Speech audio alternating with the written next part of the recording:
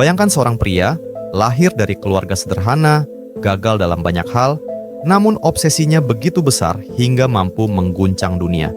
Satu orang dengan dendam, ambisi, dan karisma mampu memimpin jutaan manusia ke jurang kehancuran. Siapakah dia? Dan bagaimana obsesi pribadinya bisa mengubah sejarah selamanya? Kita akan bahas di video ini.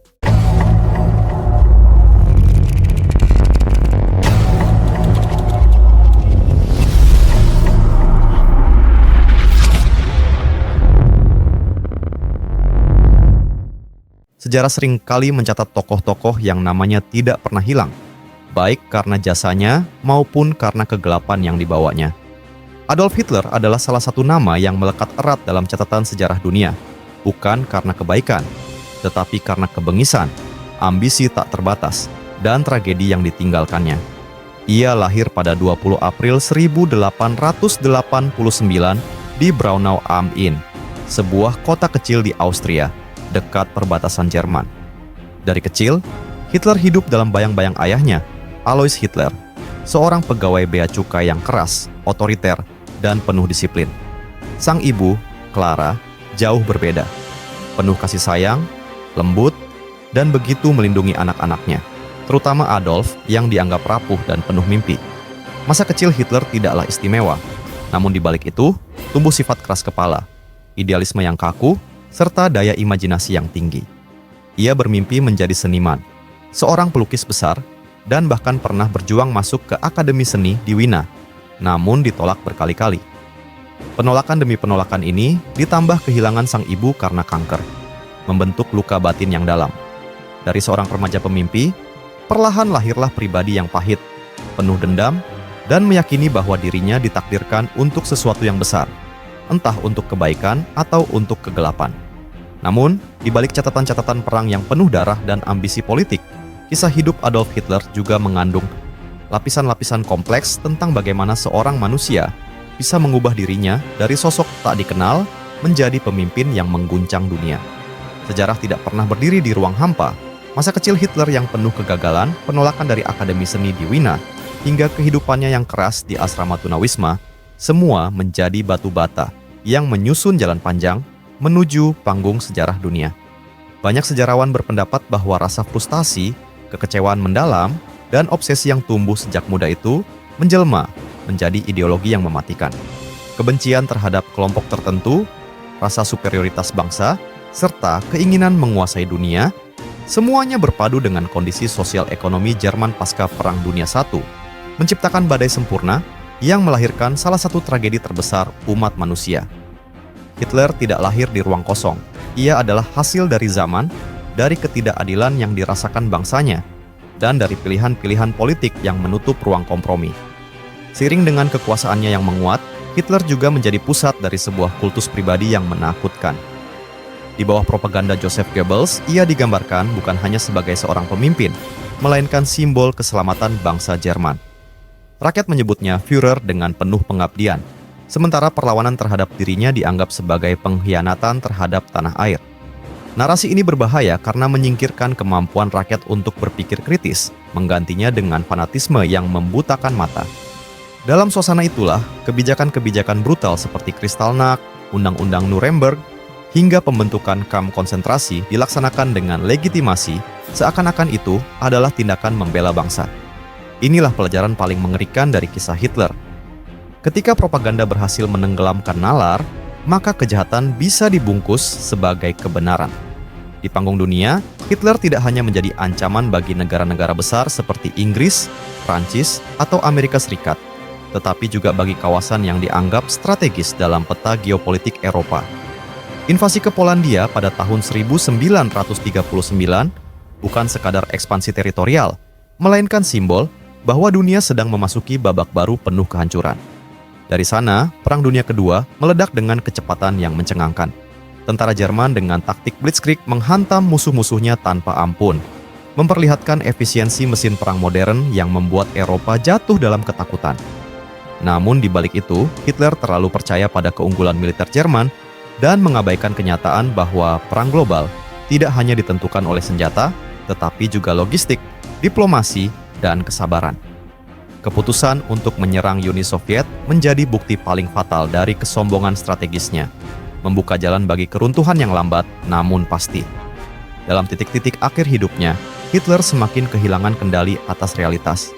Saat pasukan sekutu menekan dari barat dan tentara merah dari timur, ia bersembunyi di bunker bawah tanah Berlin, tetap mengeluarkan perintah-perintah absurd yang tidak lagi mungkin dilaksanakan. Loyalitas para jenderalnya pun mulai goyah, meski sebagian masih setia hingga akhir. Bunker itu menjadi saksi kejatuhan seorang pemimpin yang dulu dielu-elukan jutaan orang, kini hanya tersisa sebagai sosok rapuh yang dikelilingi kehancuran. Pada April 1945, ia memilih mengakhiri hidupnya bersama Eva Braun, meninggalkan Jerman dalam puing-puing, dan dunia dengan luka yang begitu dalam. Ironisnya, meski Hitler berusaha membangun Reich 1000 tahun, kekuasaannya hanya bertahan belasan tahun sebelum runtuh dengan tragis. Namun dampaknya tetap abadi, menjadi catatan gelap yang tak bisa dihapus dari sejarah umat manusia.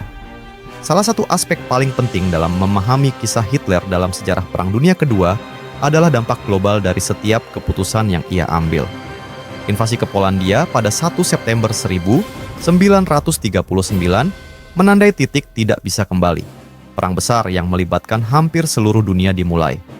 Bagi Hitler, ini bukan sekadar perebutan wilayah, tetapi sebuah percobaan untuk membuktikan teori Lebensraum, atau ruang hidup, bahwa bangsa Jerman memiliki hak alami untuk memperluas wilayahnya dengan mengorbankan bangsa-bangsa lain yang dianggap lebih lemah. Ideologi ini tidak hanya menghasilkan peperangan brutal, tetapi juga menempatkan jutaan nyawa manusia sebagai pion dalam permainan kekuasaan. Perang bukan lagi konflik antar negara biasa, melainkan sebuah proyek ideologis untuk mengubah tatanan dunia. Peristiwa demi peristiwa, dari jatuhnya Polandia, penyerangan Prancis, hingga Blitz di Inggris, memperlihatkan bagaimana obsesi seorang pemimpin bisa menyeret seluruh dunia ke jurang kegelapan. Yang lebih menakutkan, banyak rakyat Jerman pada awalnya mendukung langkah ini karena mereka melihat kemenangan demi kemenangan yang membawa kebanggaan nasional, tanpa menyadari bahwa bayangan kehancuran sudah menunggu di ujung jalan. Jika kita menelusuri lebih dalam, maka strategi Blitzkrieg, serangan kilat, adalah simbol dari kejeniusan sekaligus kesombongan Hitler. Taktik ini mengandalkan serangan cepat, gabungan antara tank, infanteri bermotor, dan serangan udara yang membuat musuh tidak punya waktu untuk bertahan. Di awal perang, taktik ini membuat Jerman seperti tak terkalahkan. Polandia runtuh dalam hitungan minggu, Prancis jatuh dalam hitungan bulan, dan Inggris pun terancam hancur. Tetapi, strategi yang terlalu bergantung pada kejutan dan kecepatan ini akhirnya menjadi bumerang. Ketika berhadapan dengan Uni Soviet yang memiliki daratan luas dan musim dingin mematikan, Blitzkrieg tidak lagi efektif. Pasukan Jerman terjebak dalam peperangan panjang dan melelahkan yang menguras sumber daya, sementara musuhnya justru semakin kuat. Kesalahan fatal ini memperlihatkan bahwa kemenangan awal hanya memberi ilusi keabadian, padahal di baliknya terdapat kelemahan besar yang siap menelan seluruh ambisi. Sejarah mencatat bahwa kejatuhan banyak pemimpin besar justru terjadi saat mereka terlalu percaya pada kemenangan sendiri, dan Hitler adalah salah satu contoh paling tragis.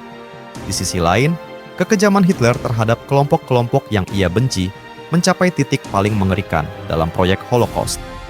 Jutaan orang Yahudi, Roma, penyandang disabilitas, hingga lawan politik ditangkap, dipaksa bekerja, dan dibunuh secara sistematis di kamp konsentrasi. Auschwitz, Treblinka, Dachau, dan kamp-kamp lainnya menjadi simbol kegelapan manusia yang sulit dipercaya bisa dilakukan oleh sebuah negara modern. Lebih dari 6 juta jiwa hilang dalam pembantaian yang dilakukan bukan oleh satu orang, tetapi oleh sebuah sistem yang dibangun dengan birokrasi, propaganda, dan ketaatan buta. Hitler memanfaatkan ketakutan, kebencian, dan rasa frustrasi rakyatnya untuk membenarkan kebijakan yang tidak manusiawi ini. Sejarah Holocaust bukan hanya catatan tentang kekejaman, tetapi juga peringatan abadi bahwa ketika kebencian dilembagakan menjadi hukum dan propaganda dijadikan alat utama, maka manusia bisa melakukan kejahatan di luar batas akal sehat. Narasi ini begitu penting karena dunia modern masih bisa jatuh ke dalam jebakan yang sama jika kita lupa pada tragedi masa lalu. Menjelang akhir perang, Hitler semakin terisolasi dari kenyataan. Pasukan sekutu berhasil mendarat di Normandia pada Juni 1944 dalam operasi D-Day. membuka front barat yang mempercepat runtuhnya Jerman. Dari timur, tentara Uni Soviet maju dengan kekuatan besar, mendorong pasukan Jerman mundur sedikit demi sedikit. Namun Hitler tetap menolak kenyataan, mengeluarkan perintah untuk bertahan hingga titik darah penghabisan, meski jelas tidak mungkin dilakukan. Ia bahkan masih percaya akan adanya senjata keajaiban yang bisa membalikkan keadaan, seperti rudal V2 atau jet tempur Mi-262. Tetapi semua itu datang terlalu terlambat, tidak mampu menahan gelombang besar kekalahan. Rakyat Jerman sendiri sudah mulai menderita akibat pengeboman besar-besaran, kelaparan, dan kehancuran kota-kota mereka.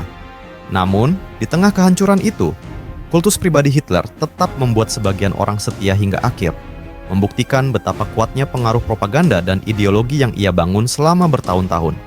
Kehancuran Jerman pada tahun 1945 menjadi akhir dari perjalanan penuh darah Adolf Hitler. Setelah invasi sekutu dari barat dan serangan habis-habisan dari Uni Soviet di timur, tidak ada lagi ruang bagi dirinya untuk melarikan diri.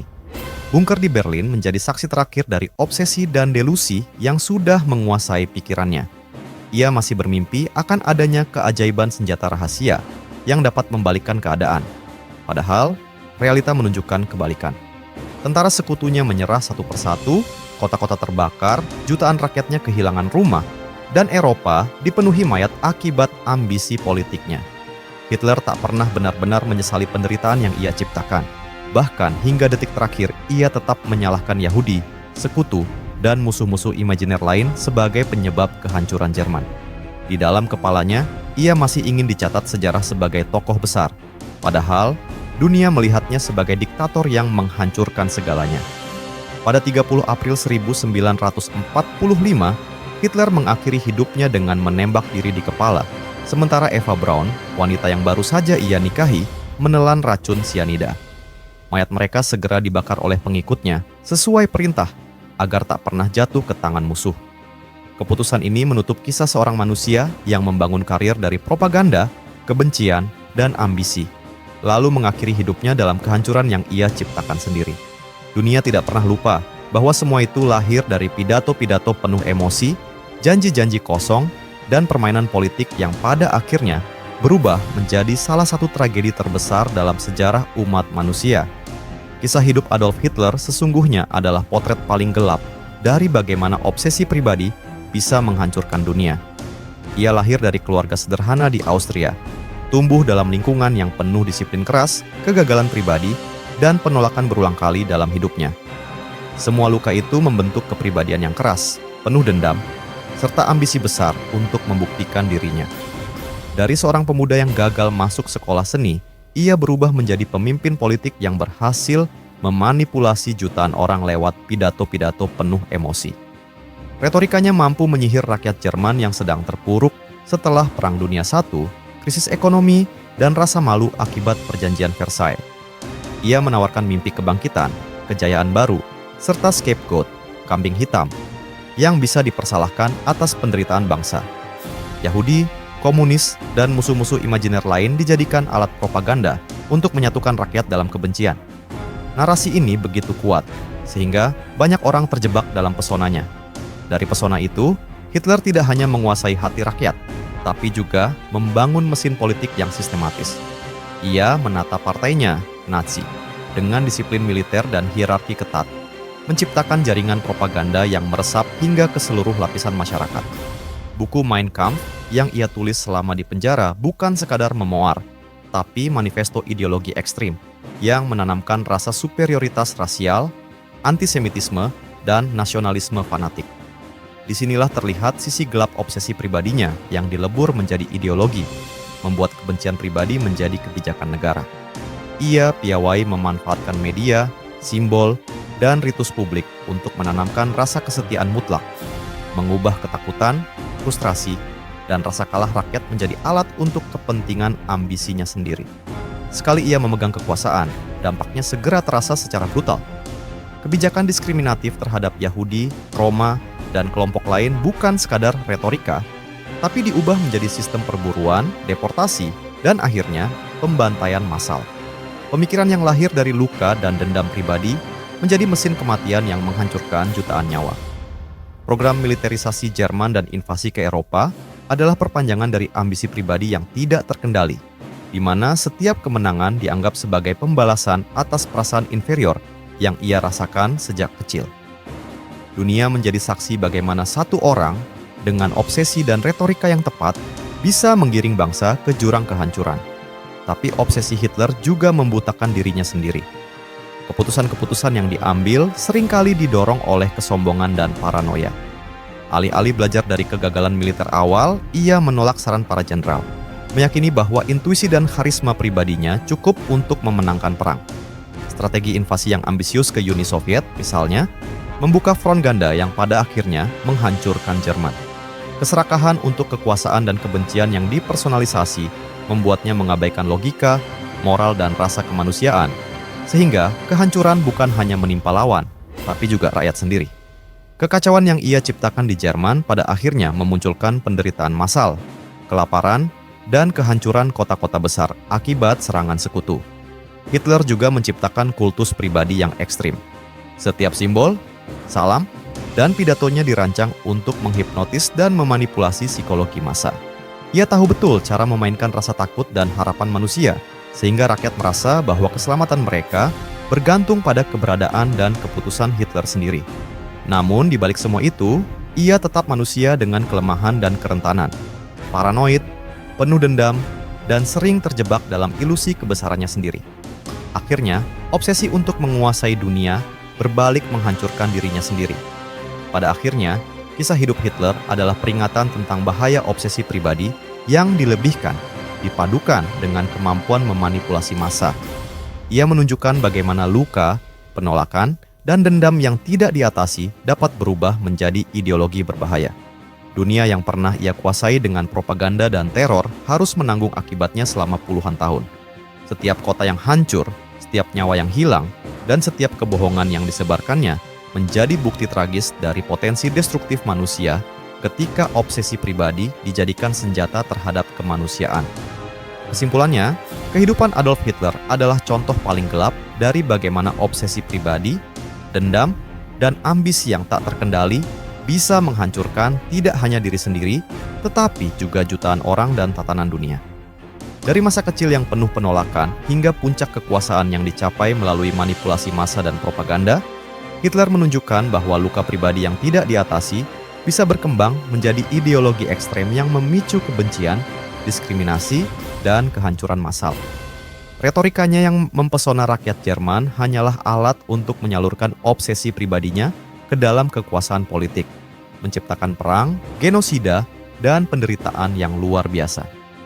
Pelajaran terbesar dari kisah ini adalah pentingnya mengenali bahaya obsesi yang berakar dari dendam dan kebencian, serta bagaimana kepemimpinan tanpa moral dan empati bisa menjerumuskan seluruh bangsa ke dalam kehancuran. Hitler bukan hanya tragedi sejarah Jerman atau dunia, tetapi juga peringatan universal bahwa kekuasaan tanpa kendali hati nurani bisa menimbulkan kehancuran yang tak terbayangkan.